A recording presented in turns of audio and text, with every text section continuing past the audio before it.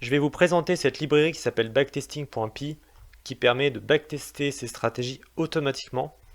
Et avec cette librairie, on a vraiment de belles visualisations. C'est très interactif, il y a beaucoup de données comme par exemple la courbe d'equity, le max drawdown, tous les trades on voit ici et on peut même zoomer et dézoomer. Donc je vais vous montrer ça tout de suite. On va ouvrir le GitHub, ça va être beaucoup plus simple. On voit sur le GitHub qu'il faut faire pip install backtesting.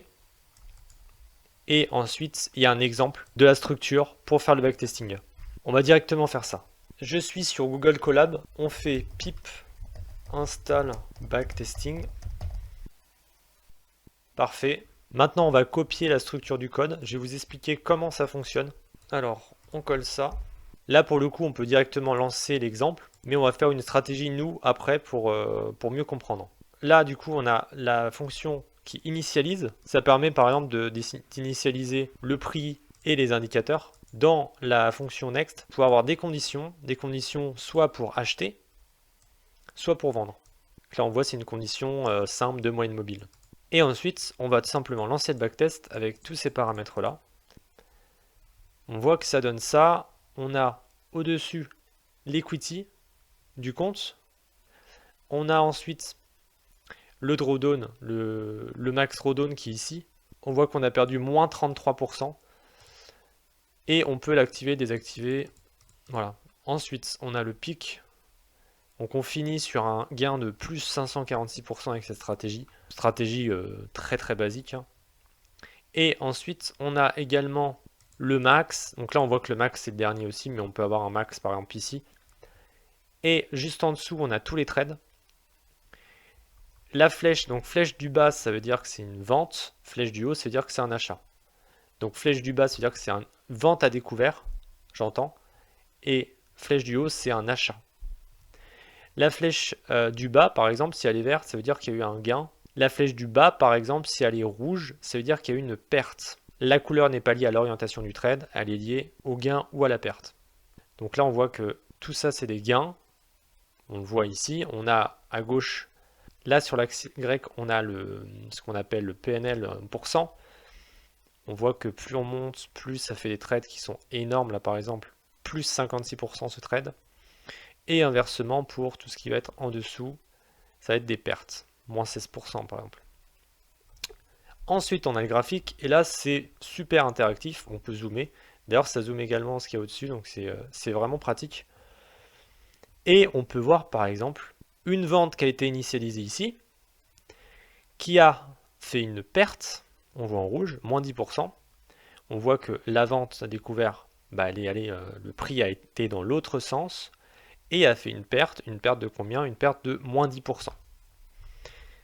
Là, juste ici, on a initialisé un achat et cet achat s'est super bien déroulé parce qu'on a fait un gain de plus 21%. On le voit ici, la montée ici. Les grosses bougies, c'est des bougies qui permettent au HLC d'avoir un autre aperçu, on le voit derrière. On le voit ici que c'est en fait un graphique chandelier. Et ensuite en bas, on a le volume. On peut sélectionner, désélectionner. Très pratique, très très très simple. Tout est clair, tout est centralisé. Si vous voulez afficher le tableau des statistiques, alors à ce moment-là, il suffit de print stats. Et vous allez avoir tout le tableau avec date de début, de fin, les commissions, return, buy and hold, et des ratios comme Sharpe ratio, Calma ratio, le max drawdown, le meilleur trade, le moins bon trade, etc., etc. Et vous pouvez également télécharger, par exemple si vous voulez ce graphique-là, il y a un bouton directement pour télécharger et de l'avoir sous forme d'image. Donc on va regarder 2-3 choses. Premièrement, à quoi ressemble la structure de données. Pour faire ça, rien de plus simple, print Google. Et on lance. Et on voit que c'est une data frame. Comme on a déjà vu, par exemple, la vidéo précédente avec Massive, c'est exactement pareil. C'est une data frame qu'on peut récupérer très bien sur Massive, Interactive Broker, avec Y Finance aussi directement. Il faut juste bien les préparer. Ok, donc on va faire une stratégie super simple. Là, c'est un pattern de bougie. Et quand ce pattern de bougie arrive, le bullish engulfing, à ce moment-là, on va acheter. On va pas faire pour les ventes, hein, parce que de toute manière, ça va être la même chose. Mais du coup, voilà, on voit qu'il faut qu'il y ait une forme de gap baissier et qu'ensuite la bougie ravale l'ancienne bougie. Vous allez voir, on va faire ça. Alors déjà, on n'a pas besoin de moyenne mobile. Tout ça, bon, les conditions, pareil, on s'en fout. Il n'y a pas de conditions pour vendre. Donc on va enlever ça. Donc ça va être très simple. On a juste une condition qu'on va créer quand il y aura ce motif-là, et on va acheter. Déjà, petit détail à comprendre. Si je fais self.data.open, donc là, ça vise toute la liste open. Donc ça va pas marcher, on va pas pouvoir faire de stratégie avec ça. Du coup, il faut viser une ligne précise. Si on fait -1, ça vise la dernière bougie. Donc la bougie qui vient d'apparaître. Donc imaginons ici, c'est celle-ci la dernière bougie. Si je fais -2, ça vise la bougie, donc la bougie avant-dernière. -3, vous avez compris, c'est avant-avant-dernière, etc., etc. Donc là, le graphique il va dans ce sens-là, de gauche vers la droite. Donc la dernière bougie, c'est celle-ci, c'est -1, et la bougie juste avant, c'est -2. Donc la première condition qu'on va faire, c'est on veut une bougie baissière. Donc on veut que l'ouverture soit au-dessus de la fermeture. Pour faire ça, on va donc faire self data open -2, -1, -2, -2 c'est celle-ci, doit être supérieur à self.data.close -2 également. Voilà, -2, le haut doit être supérieur, donc en prix. J'ai pas précisé, mais c'est on fait les comparaisons par rapport au prix. On se réfère au prix, donc là on va chercher self data open -2, self data open donc -1, -2. Donc là en gros il va chercher 801.10. Deuxième petite précision, c'est que le backtesting va le faire automatiquement. Donc en fait il va avancer automatiquement. Il va commencer sur les bougies les plus anciennes et il va avancer petit à petit. Voilà, il va faire ça, il va faire il va avancer comme ça, comme ça, comme ça, et on va pouvoir lui envoyer des conditions pendant qu'il le fait. Donc maintenant, on a fait la première condition, la bougie doit être baissière.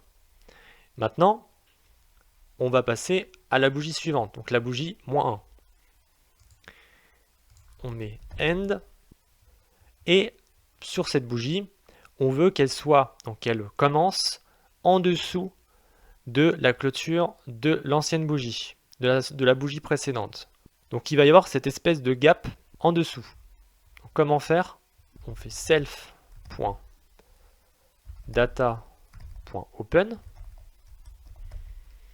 -1 doit être inférieur à self.data. C'était la clôture ici. Close -2. Donc là, on a ça, on a le fait que ça soit comme ça, que ça commence en dessous.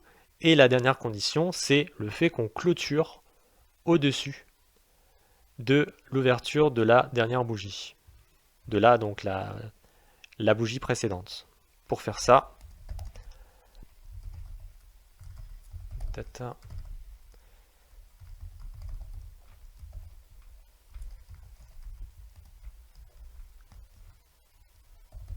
Donc la bougie précédente. C'était une ouverture. -2. On peut maintenant lancer.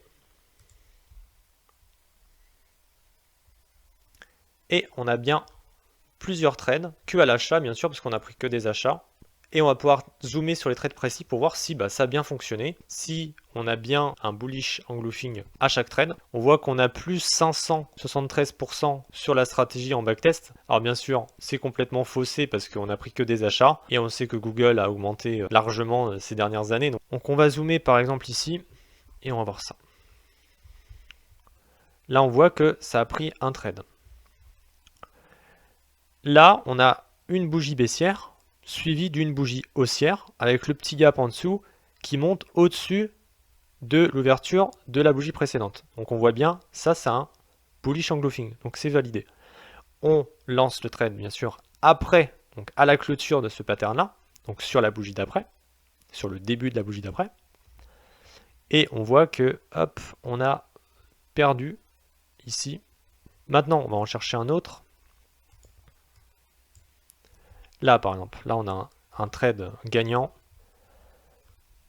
Alors, ici on a une bougie baissière, on a le petit gap en dessous et on a ensuite la bougie haussière qui clôture au-dessus de l'ouverture de la bougie précédente. Donc parfait, c'est bien un bullish engulfing. Et on voit que sur ce trade là, on a gagné 36%. Dans les stats, on peut voir le buy and hold qui est de 703%, donc supérieur, à 473 le return. Et il y a les ratios comme le Sharpe ratio, le Kalma ratio, le win rate et plein d'autres. On voit que la stratégie a été pendant 1942 jours d'affilée en perte. Donc max drawdown duration. Donc ça fait quand même beaucoup de temps. J'espère que ça vous a plu. C'était une petite stratégie très simple pour que vous compreniez comment ça fonctionne, un backtesting. Et bien sûr, on aura d'autres projets de vraies stratégies cette fois, avec une vraie logique derrière. N'hésitez pas à liker, à vous abonner si vous aimez la finance, le trading et tout ce qu'il y a autour, tout ce qui va être Python, programmation, automatisation. Et à très vite pour une autre vidéo.